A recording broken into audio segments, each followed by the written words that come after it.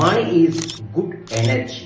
அந்த மணி எனர்ஜியை நீங்க வெளிப்படுத்தணும் அப்படின்னா உங்களுக்கும் மணிக்கும் இருக்கக்கூடிய ஃப்ரீக்வன்சியை, அதாவது தொடர்பை அதிகரிக்கணும். எப்படி அதிகரிக்கலாம்?